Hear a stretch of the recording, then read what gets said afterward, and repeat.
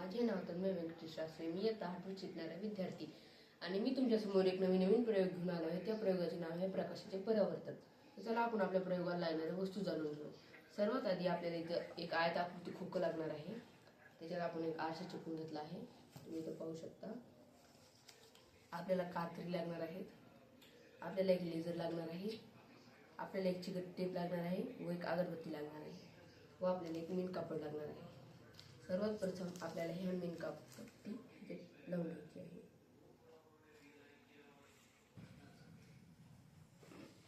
आता आपण याला मेन कापड चिटकवून घेणार आहोत.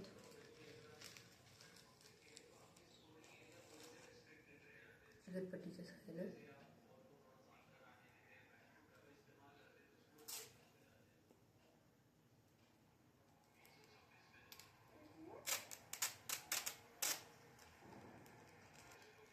तुम्ही पाहू शकता. आता मी इथं मेन कापड चिटकवून घेतलं आहे.